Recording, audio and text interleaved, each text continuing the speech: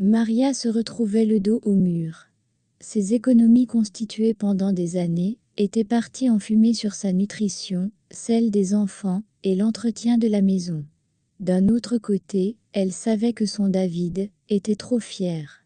Il affichait une apparence suffisante et sûre de lui. Mais au fond, Maria savait qu'il était fauché, ses affaires ne semblaient pas marcher comme il fallait. Maria avait beau fouiner, réfléchir. Elle se disait que ce n'était que cette raison qui pouvait justifier qu'elle vive dans ces conditions-là. Tout leur entourage savait qu'elle était bien traitée, les rares fois où ils se sont retrouvés en public. Ils se donnaient le mérite d'être quelqu'un de riche, de puissant et prévenant envers sa famille. Elle était censée flirter avec des montants colossaux pour ses besoins et sa ration. Pourtant, elle ne voyait même pas un copec. Elle voulait bien ne pas interrompre cette farce. Sauf que, elle devait se nourrir avec les enfants et de plus, il avait recommencé à jouer les abonnés absents. Il passait à la maison, en journée seulement, pour faire un coucou aux enfants, il se montrait doux et prévenant envers eux, mais avec elle plus d'attention du tout. Il semblait ne plus avoir de sentiments à son égard. Elle voulait croire que comme la dernière fois, elle avait parlé à Evelyne, et les choses étaient rentrées dans l'ordre. Qu'il avait juste besoin qu'elle lui remonte à nouveau les bretelles. Et comme ça, les choses rentreraient à l'ordre. Evelyne résidait dans une ville éloignée à celle de son frère. Maria ne souhaitait pas s'entretenir avec elle à distance, par téléphone. Elle apprêta donc les enfants, avec le fonds d'économie qui lui restait, prit un transport pour se rendre chez Evelyne. À son arrivée, Evelyne semblait gênée, voire pas contente de la voir. Elle n'avait pas de mine enjouée comme d'habitude. Elle était très froide. Voyant la situation, Maria s'est dit que si elle faisait quelques travaux ménagers pour elle, son humeur pourrait changer. Ainsi, elle sera plus en même à l'écouter. Mais, rien. Elle a eu beau faire, lessive, cuisine, ménage, vaisselle, curer et récurer le coin, cela ne changea rien à son humeur. Là, Maria décida donc de se confier directement à elle, sans faux fuyant. Maria expliqua la situation à Evelyne. Tout ce qu'elle vivait aussi bien financièrement que moralement, de ce sentiment d'abandon qui l'oppressait. Son discours fut ponctué par des larmes qui se mirent à couler. Mais dans tout cela, Evelyne ne manifesta aucune compassion. Et lui dit juste, d'une voix aigre-douce, que si elle voyait que la vie de foyer ne la laissait pas et qu'elle avait besoin d'une pause. Elle lui conseillait de lui laisser les enfants pendant un temps et d'aller se ressourcer au village. Ces mots choquèrent un peu Maria. Elle arrêta de couler les larmes. Maria lui lança un regard éberlué. Elle ne voyait pas bien où elle voulait en venir. Mais d'un coup, Evelyne se mit à sourire, plus chaleureusement, et de lui dire que, parfois il faille savoir se faire rare, pour que les autres connaissent sa vraie valeur. Que si, elle s'en allait, son frère saura son importance, et reviendrait sûrement la chercher. Elle n'avait qu'à laisser ses enfants, puisqu'elle disait ne plus avoir de quoi les nourrir. Si vous êtes arrivé jusqu'ici, et que vous avez aimé, n'hésitez pas de me le faire savoir en commentaire, ou à me lâcher un pouce bleu. Au cas où vous êtes nouveau, et que vous passez par là, abonnez-vous et activez la cloche de notification pour ne pas rater les prochaines publications. Merci. Maria trouva du sens à ce qu'Evelyne lui proposait. Mais, c'était la partie où il fallait lui laisser ses enfants, qu'elle ne savait pas si elle allait s'en sortir sans eux. Ses enfants étaient son monde, elle n'avait qu'eux. Comment elle ferait sans eux? Elle s'opposa donc au fait de laisser ses enfants, mais qu'elle voulait bien aller dans son village, si les moyens lui permettaient.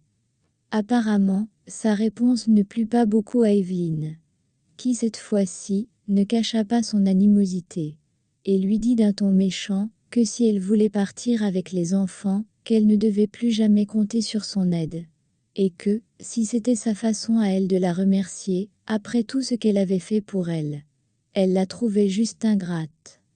La réplique qu'Evelyne lui donna la laissa pantoise. Elle ne comprenait plus grand-chose, à sa colère, à la rudesse dans sa voix. Elle ne savait pas en quoi elle l'avait offensé.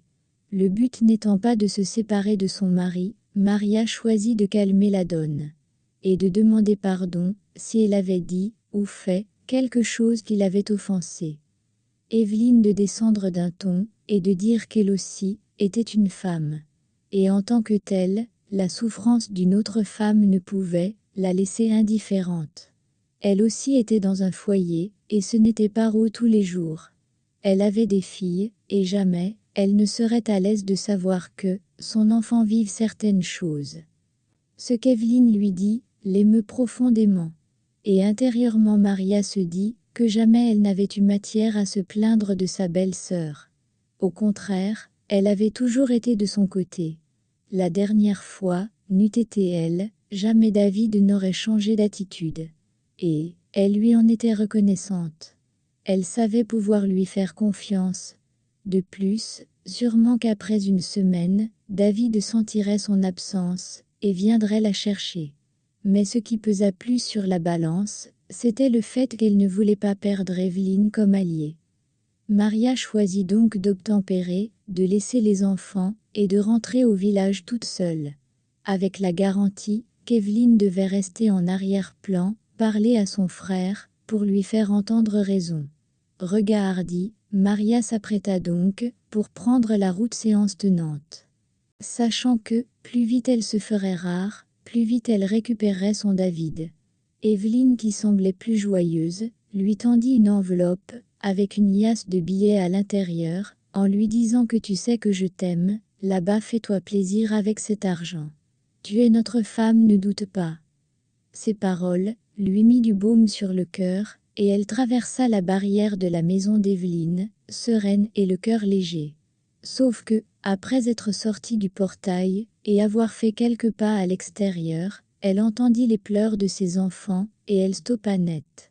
Ils pleuraient de tous leur être, en l'appelant.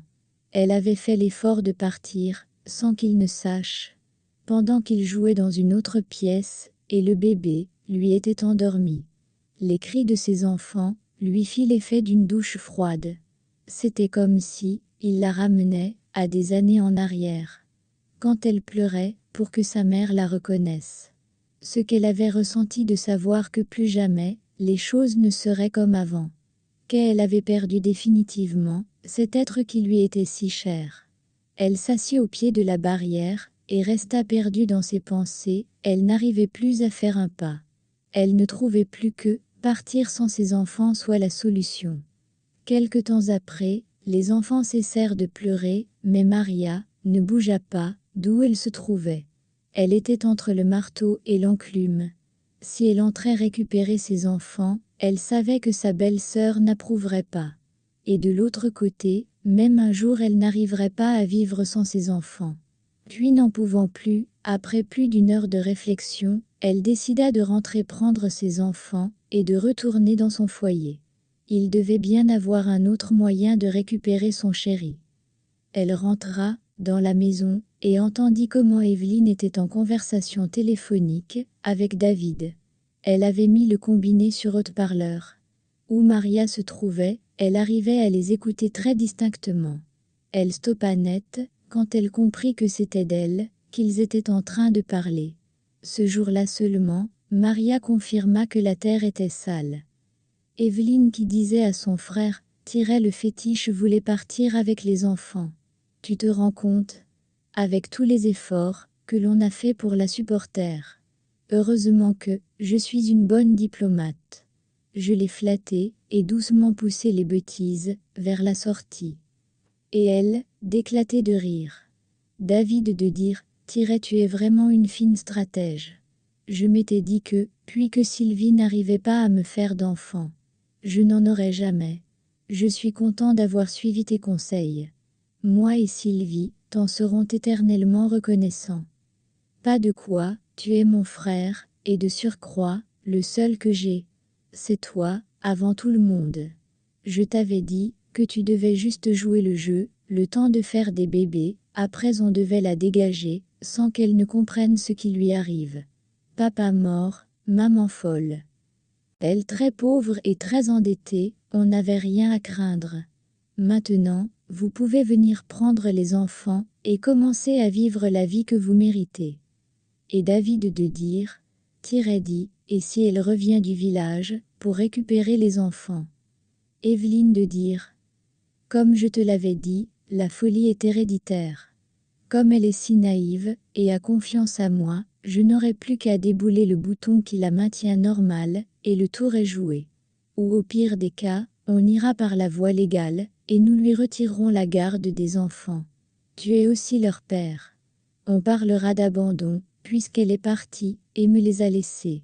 Je n'aurai plus qu'à nier sa version. Maria entendit seulement de façon lointaine comment David appréciait sa sœur d'avoir planifié le coup, jusqu'au moindre détail. Elle en avait assez entendu. Elle comprenait dans quoi elle était. Son loup n'était pas David. Lui n'était que le petit frère du loup. Celle qui tirait les ficelles, c'était Évelyne. Et ce, depuis le début. Quand elle pense qu'elle l'appelait maman, avec tout le respect dû à sa position. Maria aurait été prête à laisser un rein, pour son bon plaisir. Maria voulait crier. Elle voulait les interrompre, pour dire qu'elle savait à présent ce qu'ils manigançaient. Elle voulait qu'ils ressentent la douleur qui à cet instant la transperçait de toutes parts. Mais une voix au fond d'elle lui conseilla de ne rien faire. Car elle perdrait sa raison. Elle perdrait ses enfants, et elle se perdrait elle-même. Elle n'avait rien. Elle ne pouvait rien, et elle n'était rien. Elle fit demi-tour, et ressortit sans faire de bruit, alla reprendre place, sur la pierre, non loin de la barrière, où elle venait de quitter. Elle ne connaissait pas grand-chose à la loi. Mais, ce que la sœur de David racontait avait son sens, se dit-elle. Elle ne devait vraiment pas faire n'importe quoi.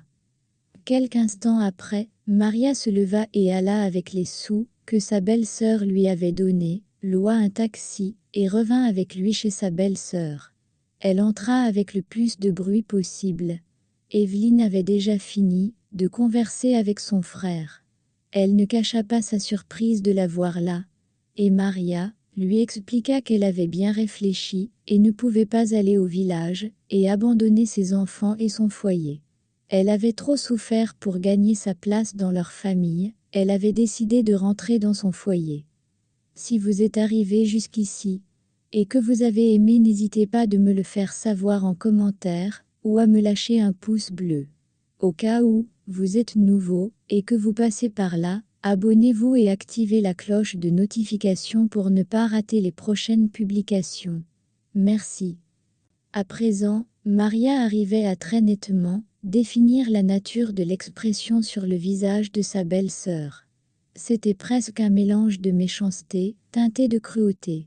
Aujourd'hui, Maria savait qu'elle avait plus à perdre qu'à gagner à la voir à ses côtés. Évelyne eut beau chercher à la convaincre par tous les tons possibles. Gentillesse, colère ou menace. Maria ne l'écoutait pas, elle apprêtait juste ses enfants. Puis quand elle eut terminé, elle les emmena avec elle. Maria rentra dans son foyer. Maria connaissait dès à présent sa position dans ce pseudo-foyer. Il n'avait jamais eu l'intention de l'épouser.